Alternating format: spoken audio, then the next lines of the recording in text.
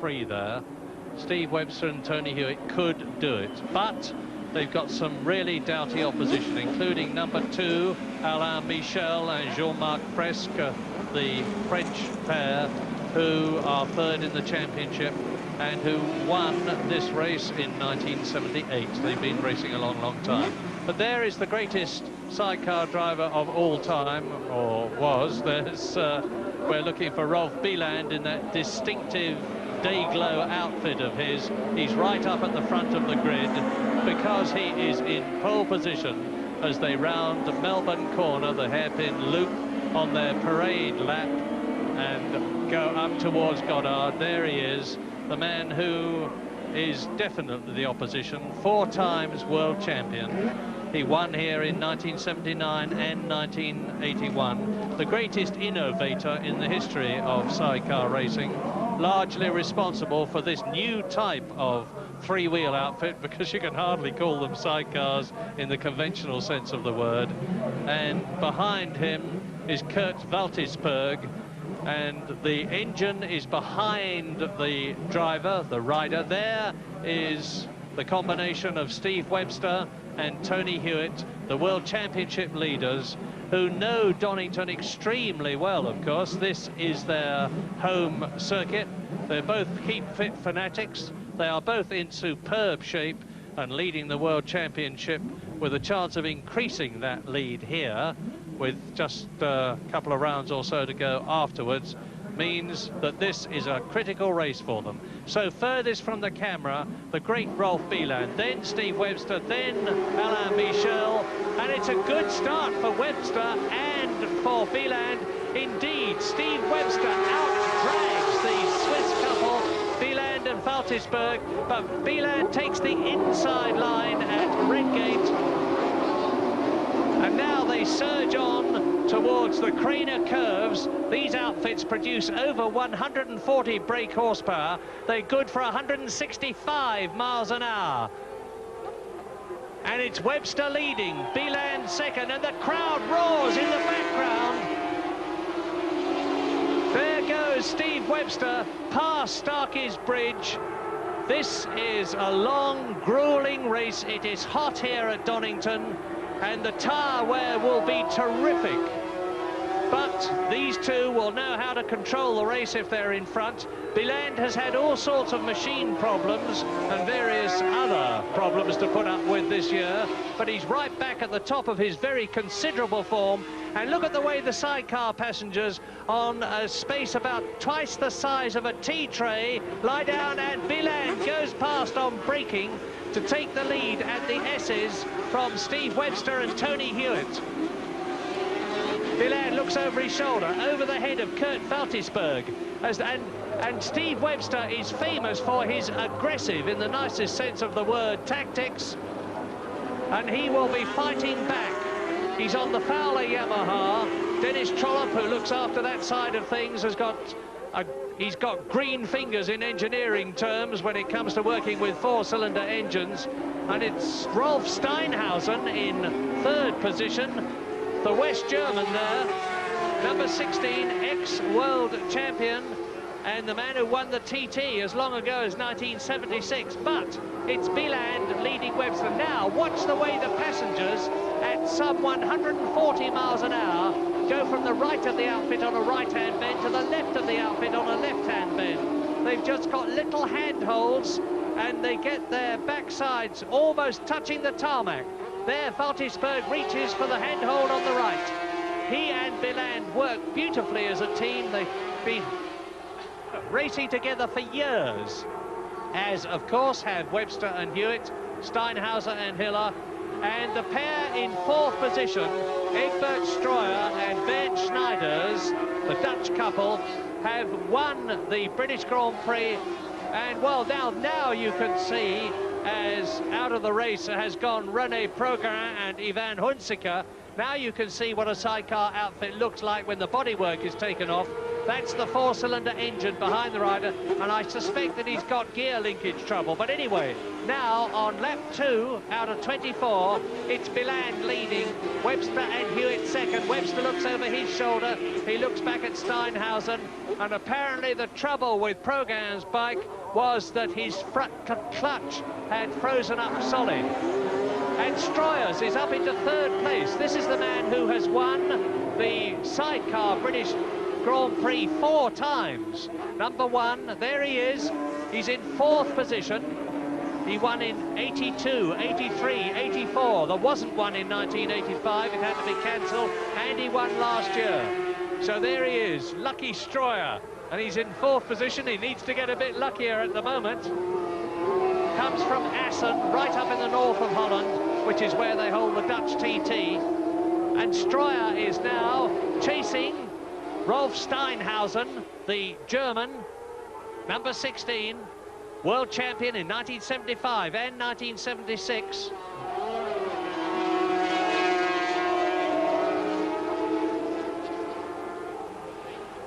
And look at this, here is Progan's bike. You can see the 4 carburetors there of the Yamaha inline across the frame engine. And it's a clutch problem. You can see he's frantically screwdrivering away there. But it's still Biland. Now, Biland has got a lot to do. Out of the race there have gone Tony Baker and John Hennigan, and they look okay, thank heavens. But Steve Webster and Tony Hewitt are riding along quite happily behind Rolf Biland. And although I'm not accusing them of not wanting to win, because of course they do, the fact remains that Biland is in 4th position in the World Championship with only 38 points, compared with Webster's lead score of 60. So if Steve Webster had got to have somebody in front of him, probably the man he would most like to have there from the World Championship point of view is the man he's got, Rolf Biland. Brilliant Swiss driver, innovator. Stroyer is 3rd now. Steinhausen is in 4th position. And here is the battle for the lead. Out goes Progan. He's got his clutch freed. Valtisberg leaning over the machine. And coming up there, 27 is Julia Bingham. On the left there is the only woman passenger in the race, Julia Bingham, partnering her husband Dennis Bingham, number 27, and taking the inside line at Redgate.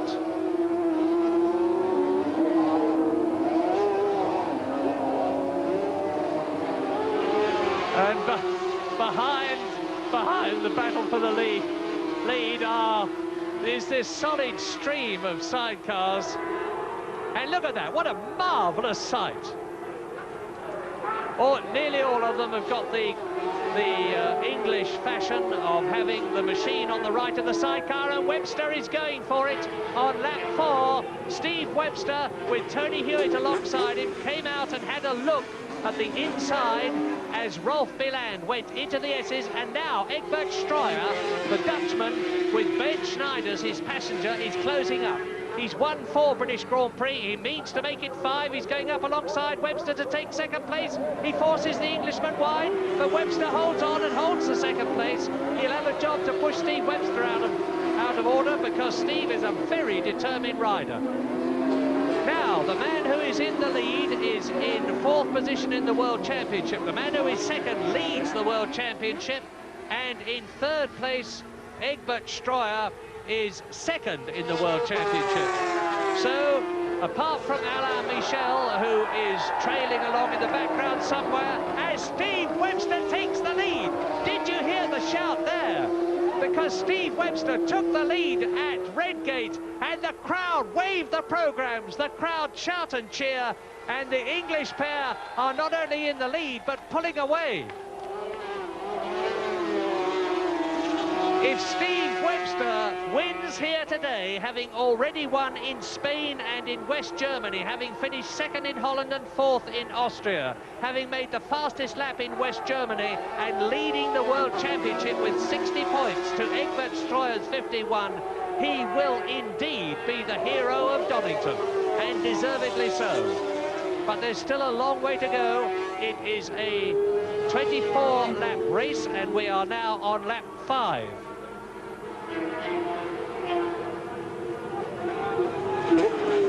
So So Webster leads Biland, Biland leads Stroyer. There is Rolf Steinhausen with the continental style, because he has got his machine on the left-hand side and the sidecar passenger on the right. And of course, if you've got, it depends on the course, but if you are on a clockwise course like this one, it is disadvantageous because you are having to run the machine round the sidecar on corners, or the majority of them. But Steinhausen, who's been racing sidecars for a long, long time, knows the score, and he's obviously decided in his mind that on balance, it's better to be on the left of the passenger. And here he comes in 4th position, and behind Steinhausen, who is 4th, in 5th position, it is Theo van Kempen, and behind van Kempen, it's the British driver Derek Jones with his passenger Brian Ayres.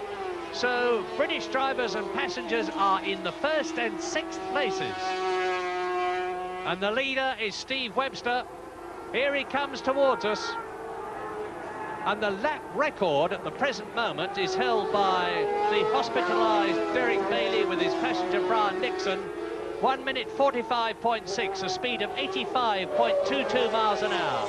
Rolf Biland really shattered that unofficially. In practice, his pole position time was 1 minute 40.2, a speed of 89.8 miles an hour, and Biland is having a look at Webster. Biland is going for the lead. Biland takes it and bumps his sidecar passenger and wheel over the curbing at the S's. It shouldn't have done him any harm, but I was talking about speeds. The fastest combination, as Stroyer again tries for 2nd place, is Webster and Hewitt. They have put up the fastest lap, and of course a record lap, 1 minute 42.01. That is a speed of 88.2 miles an hour, exactly 3 miles an hour faster than the previous lap record. And Derek Bailey is a very accomplished driver. And here come the first 3 then, down to Redgate, lap 7 out of 24. Biland leads, Webster 2nd, Stroyer 3rd. A Swiss combination of driver and passenger in the lead, a couple of Englishmen and then a couple of Dutchmen.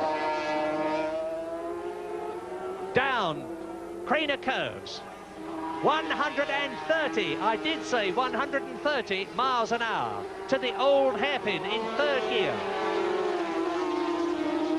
Out of it, into 4th to 5th. Round Stark, up Stark, into McLean's. That's a 2nd gear corner. And out spins Chris Graf and Kurt Rotenbuehler, but they get away. Biland, Coppice corner, 3rd gear, up into 4th, up into 5th, up into 6th when they get onto the straight at 145 miles an hour. Look at the way the passengers hide themselves away. Biland has just broken the lap record. 1 minute 41.7, 88.46 miles an hour. Webster is going no slower, and nor is Egbert Stroyer. The passengers, of course, wear boxing boots and not leather boots. They want the maximum traction on the sidecar floor. And Webster is having a job keeping the determined Egbert Stroyer behind him, whilst he also tries to catch and pass Rolf Biland. Between the 1st and the 3rd, as they complete the lap, there is 1.13 seconds into lap 8, 1/3 distance in this 24-lap race. 140 brake horsepower, these transverse 4-cylinder water-cooled engines produced, but not Bernd Scherer's, who is riding out of the race with his passenger Wolfgang Guess. As Webster goes for it. Another shout of acclamation from the crowd.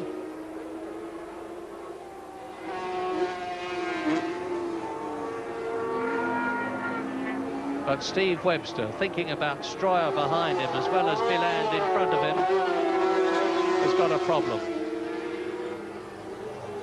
And the problem is how to catch and then get past Biland. who had that masterly out-braking manoeuvre at the S's, which they're approaching now on lap 8. 1/3 distance. This is one of the slowest points on the course. About 30 miles an hour as they go into the left-hander. Accelerate hard out of it. Up to about 100 miles an hour as they drop down to the Melbourne hairpin. This is where Stroyer always tries to get through on the inside, but Steve Webster will know that.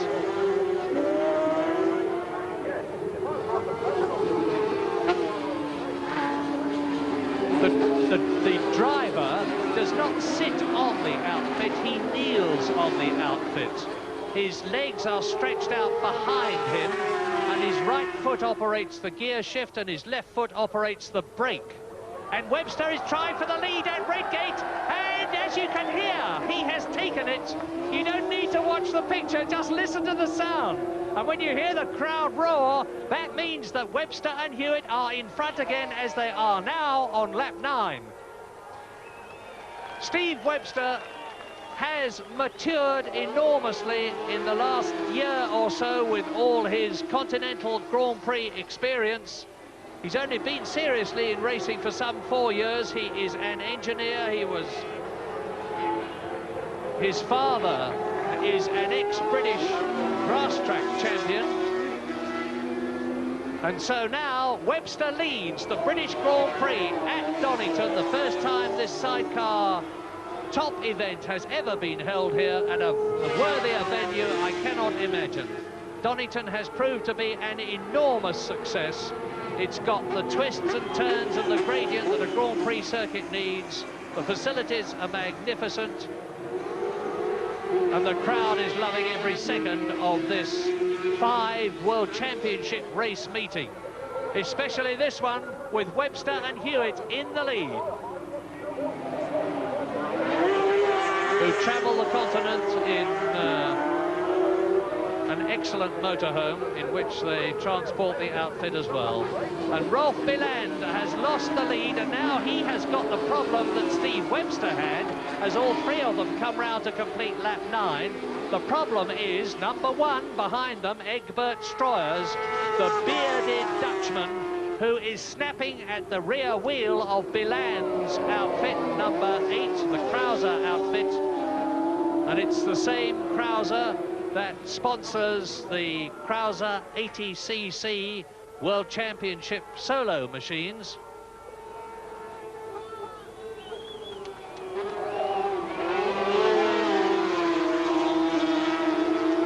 And of course you have to be super fit to do this, because it's not just the wind pressure, it is the G-forces, which are tremendous when you're going round corners at about 140 miles an hour.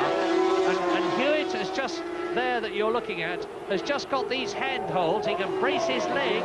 There he is, bracing his leg against the sticking out part of the under tray of the bearing on which he is riding. Now he crouches right down, and Biland is going to try and go through on power and take the lead, and he does it. He just edges out Steve Webster in exactly the same place as he did it before. But Steve Webster, and Stroyer is right up with them. Steve Webster, of course, will be watching points. He knows now that Biland has passed him twice there, and if only he can get in front of the Swiss driver and his partner, Biland and Valtisberg, he will know to close the door if he is in front on the last lap, in order to prevent Biland getting through. Rolf Biland, who comes from Ipsach in Switzerland, has had a go at racing Formula 2 cars. He's the top sidecar winner of all time, having won 44 Grand Prix, one of them this year in Austria. He won the British Grand Prix in 1979 and 1981. Is he going to win in 1987? Lap 11, coming up to half distance. Fastest lap, the man who is leading. There he is, Biland, Rolf Biland. 88.46 miles an hour average around this twisting, turning, but very quick 2.5 mile lap at Donington.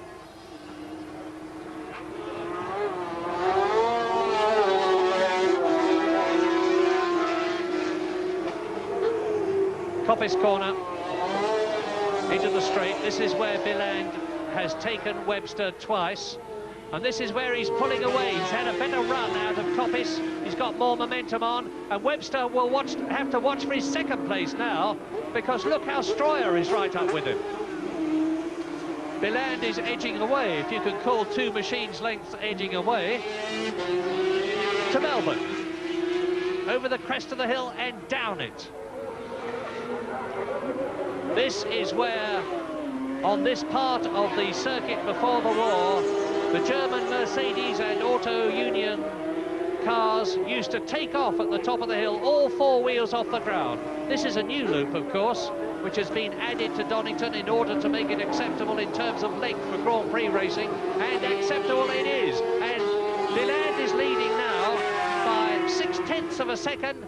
Out of the race go Wolfgang Stropek and Hans-Peter Demling in their LCR Krauser. LCR is Louis Christian Racing. He is another Swiss, a compatriot of Biland, and he is the man who transformed sidecar racing by producing this revolutionary outfit as Steve Webster laps Chris Graf and Kurt Rotenbühler in their LCR Yamaha, and they are holding up Egbert Stroyer. Stroyer, number one, in third position, is losing time and distance here. He hasn't got ahead of Chris Graf. He has now, but Webster's been able to pull away. And we are on lap 12. This is the half-distance lap.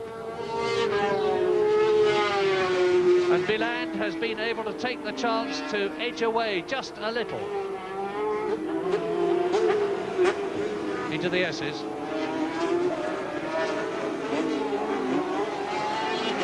Two seconds his lead was there. Now he's coming. Look at that. Beautiful streamlining. And they are immaculately built, these machines. There was a time, number 17 out of the race there, Theo van Kempen and Gerald de Haas, the Dutch pair. Well, it's nice to know that they got some racing at Zandvoort on August the 16th, as the leader, Rolf Biland, burst out of the left-hander at Goddard, and now he has a significant lead. That is 1.7 seconds. Doesn't sound very much, but in racing terms, it's an age. 32 there, of course, has been lapped by all the first three, Chris Graf and Kurt Rotenbühler. And Steve Webster has really got to get a wiggle on now if he is to try and win, as try he will, the British Grand Prix sidecar event, the first ever to be held at Donington. He would make history in the process. A plane takes off from the East Midlands airport and roars over them, and Webster now is trying to bundle past and does so. But you can see the problem. It's much harder, of course, in a sidecar outfit to get past someone in front of you than it is on a solo motorcycle, simply because of the width of the outfit that you've got to struggle past.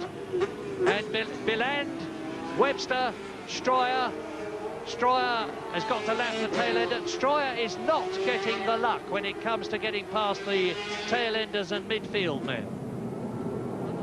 To some extent, you can make your own luck by timing the point when you get past them if you are in the lead. Derek Jones, number 9, 7, Steve Abbott, the two British pairs, and they are in 5th and 6th places. And Derek Jones, number 9, won the British Grand Prix in 1982. There he goes. There's Jones, number 9, Derek Jones. Brian Ayres, his bearded passenger, as is Egbert Stroyer, the Dutchman, who's driving the number 1 outfit. So let's have a look at Steve Abbott and Sean Smith. There they are, number 7, in the Windle Yamaha. The chassis of their outfit is not an LCR. It's designed and built by the Windle organisation in Britain. and Steve Abbott and Sean Smith have been together for a long time. 2 fifth places this year, and they're in 6th place in the World Championship. Derek Jones, the highest he has finished is in 6th place in Spain, 7th in the World Championship, 6th last year, and he's ahead of Steve Abbott and Sean Smith as they go round the left-hander, down the straight, approaching the S's now, but before they get there, they've got to go round McLean's, the right-hander, uphill that they're approaching now, then into Coppice. So, Derek Jones and Steve Abbott, the drivers of the outfits battling for 5th and 6th positions, and behind them, the men who were on the front row of the grid, Larratt and Corbier, look for number 22 in their LCR outfit. There we are. So, 5th, 6th and 7th, virtually together. Larratt and Corbier there, the French pairing. 8th in West Germany, and this is the 15th lap out of 24.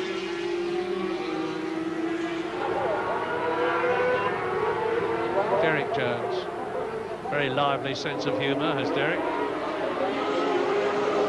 And look at the battle for the lead, continuing on lap 15. And it's still Biland who's got it. It's still Steve Webster in 2nd place. Kurt Valtisberg partnering Biland. Tony Hewitt partnering Webster. And Webster and Hewitt now have the fastest lap. They have just broken the lap record. You will remember the gap was some 1.7 seconds. You can see what it is now. And that is because Steve Webster and Tony Hewitt and their outfit have broken the lap record. They're coming up to the point where Biland took them twice. Are they going to try to do to the Swiss what he did to them? He will know, of course, that that's a passing point.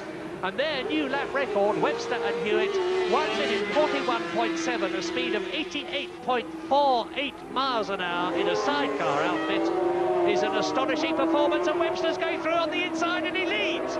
Webster leads, lap 15. Oh, lovely. That was a superbly timed movement. And now, when the crowd at Redgate on through the Craner curves and the old hairpin and Starkeys see that Webster and Hewitt are in the lead, you'll hear the British roar again. Listen.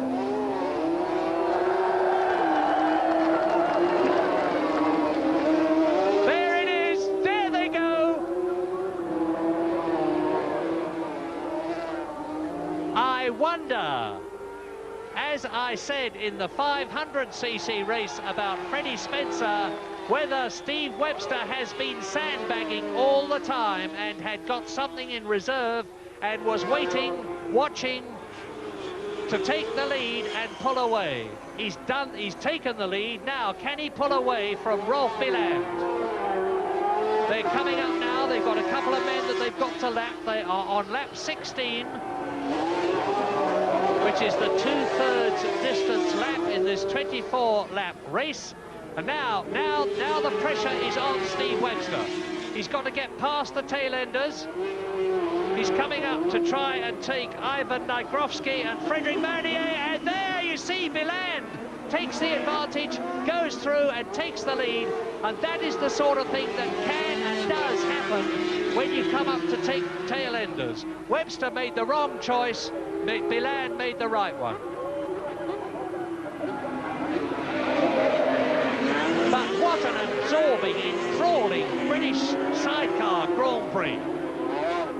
Lap 7, lap 16, almost at the end of it. This is the end of lap 16 and 2/3 of the race. And Rolf Biland, the leader, with Steve Webster in his wheel tracks, is pulling away now from Egbert Stroyer in 3rd position. The gap is 6 seconds. So the race is now very much between World Championship leader in 2nd place, Steve Webster and his passenger Tony Hewitt, and Rolf Biland The highest number of sidecar Grand Prix wins of all time, Rolf Biland. And at the moment, it looks as though this may be his 45th win, but not if Steve Webster can avoid it.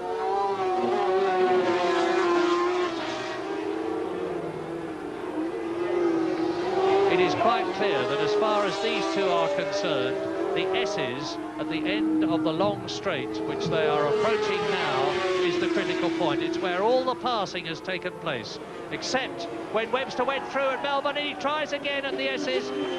But Biland and Waltisberg looks frenziedly over his shoulder, straight into the eyeballs of Steve Webster.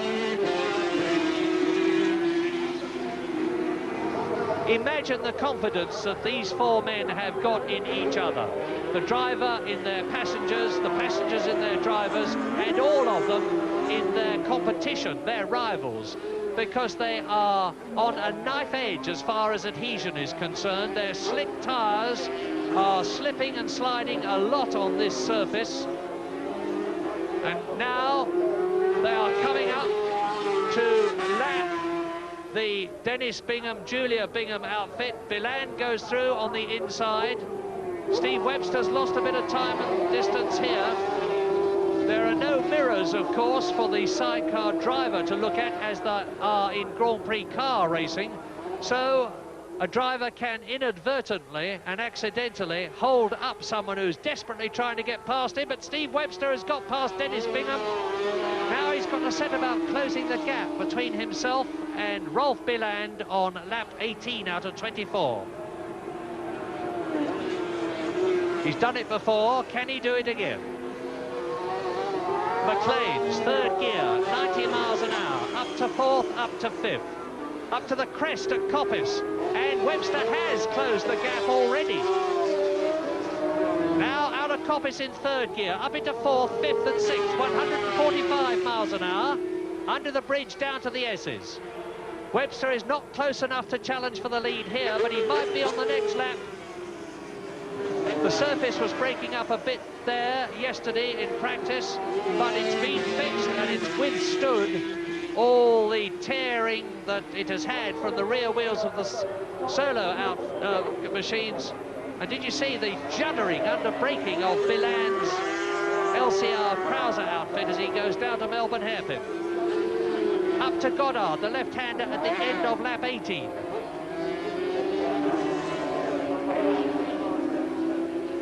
Out of the race, another retiree, Chris Graf and Kurt Rotenbuehler, that we have seen before in the pits. Down to Redgate. Stryer goes across the line to complete his 18th lap as the leaders, Biland with Waltisberg and Webster with Hewitt, went into Redgate. That is the distance between the battle for the lead and the third place, with Rolf Steinhausen still in fourth position, with Derek Jones still in fifth place, and with the Larratt and Corbier still sixth. This is still anybody's race, especially now, because Steve Webster can challenge for the lead as they come out of Coppice. He is close enough now, and he's going to go try on the inside with Biland, who drifts out a bit. Now, Steve Webster is definitely in a passing position.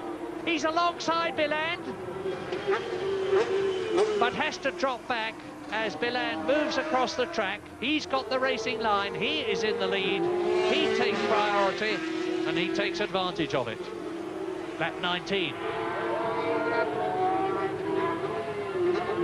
Imagine what physical condition these people must be in to do this for 24 laps around Donington at speeds of up to 145 miles an hour.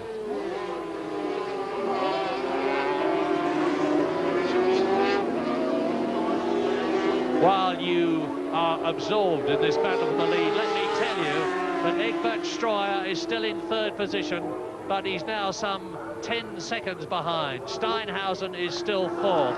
Jones is still fifth. And still sixth are Larratt and Corbier, who have displaced Steve Abbott and Sean Smith, who are in seventh place, Then Sir Brugge and Birchall are 8th. Brindley and Rose, the British pairing, are 9th, and the Egloff twins, brothers, are in 10th position. Lap 20.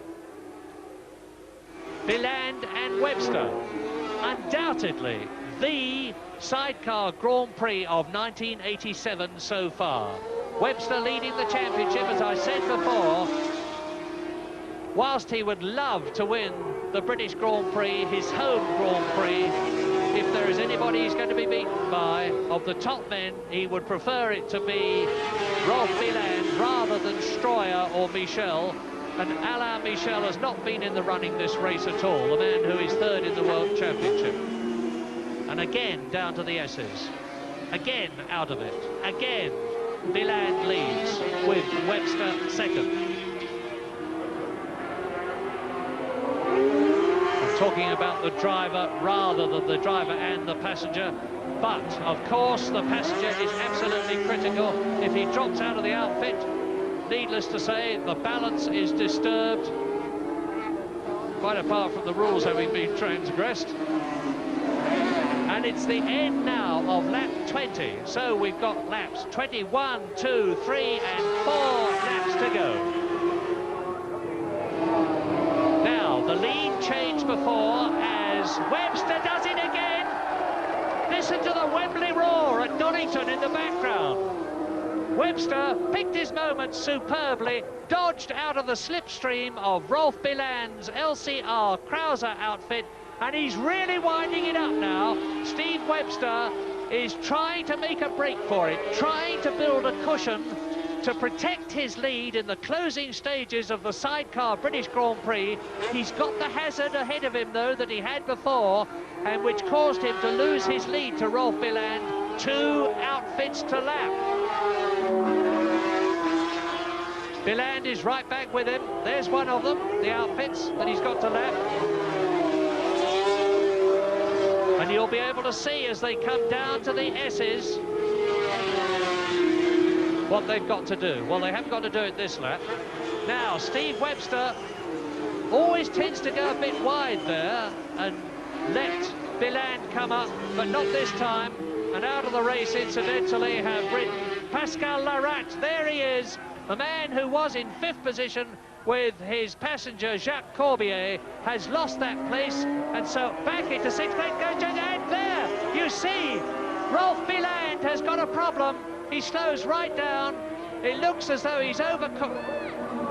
He's taken his glove off. Now, why did he do that? Well, he's out of the race. Biland has blown it. Biland has blown it. The Swiss pairing of Rolf Biland and Kurt Valtisberg, having ridden absolutely superbly and having led the majority of the race, are out of it and into the lead. To stay there, Steve Webster and Tony Hewitt. They were leading Biland when he went out, and there is the unfortunate Swiss. I don't know whether he's trying to race on or no, because Kurt Valtisberg has got his helmet on. Well, cruel luck for the very hard trying and determined and brilliant riding Rolf Biland. And that means to say that Steve Webster and Tony Hewitt here, if they can hang on for this lap and 2 more, have got it made to win the sidecar British Grand Prix for what will undoubtedly be the most popular victory of the day, with no disrespect to Eddie Lawson, who won the 500 class, to Georges Martinet, who won the 80cc class, to Tony Mang, who won the 250, and to Fausto Grissini, who won the 125 class. And Webster and Hewitt are on their own now. There is the new 2nd place pairing of number 1, 4 times British Grand Prix winner Egbert Stroyer and Bernd Schneiders. Lucky Stroyer is the right way to describe himself, because he has benefited from the retirement of the unfortunate Rolf Biland and Kurt Valtisberg. There's Stroyer. You can't see that gigantic ginger spade beard and the handlebar moustache behind his helmet. Steve Webster. Tony Hewitt Lap 23 now. And the crowd holds its joint breath because there is less than 5 miles now for this popular pairing to go to achieve their second win of the year. To add to the 2 second positions, there's Stroyer and Schneider's in second place. And if Webster and Hewitt win this race, they will add 15 points to the 60 they already have. 75 points. Egbert Stroyer will add 12 to the 51 that he already has, 63 points. So Steve Webster and Tony Hewitt would go into the remaining races with an extended World Championship lead. They would be 12 points ahead of Egbert Stroyer. They are down into the S's now. Now look back and you'll see Egbert Stroyer out of the race. That's Dennis Bingham and Julia Bingham, who is looking at the back of the outfit. Something is obviously amiss there. Julia kneels down to look. Perhaps it's a problem with the chain drive, but I'm guessing. Anyway, their outfit is out of the race. Stroyer races on for 12 points. And very soon, Steve Webster and Tony Hewitt are going to round Goddard Corner for the 23rd time. They've done it. They're down to Redgate. This is the last lap. This is the victory lap. Listen. Look. Is it a popular win? You see for yourself. And as if to underline their superiority and their dominance now that the gallant Rolf Biland and Kurt Valtisberg are out of the race, Steve Webster and Tony Hewitt have got Donington all to themselves in the lead. They are now round McLean's corner. They're coming up to Coppice. You'll see them crest the rise in a moment, burst into sight. There they are. 4th gear, 5th. They can take it very easy indeed. They know that victory is in their grasp. They can tell from the enthusiasm of the crowd, the waves, the programmes. Down into the S's. This is the corner, or the 2 corners they would have had to guard their position in had Rolf Biland been with them, but he wasn't. And so Dennis Trollope's preparation, a superb engine, a magnificent outfit, and brilliant riding by Steve Webster and Tony Hewitt combined are going to give them in a few seconds' time victory at the Sidecar British Grand Prix at Donington. They're out of Goddard now. They have won. They can coast home. Tony Hewitt waves to the marshals. Steve Hewitt waves to everybody. He takes the checkered flag, and it is victory, 15 points, an extended World Championship lead for Steve Webster and Tony Hewitt, as Egbert Stroyer's and Bernd Schneider's finish in second place, with Rolf Steinhausen in 3rd position when they finish in a few seconds' time. A magnificent win for Webster and Hewitt.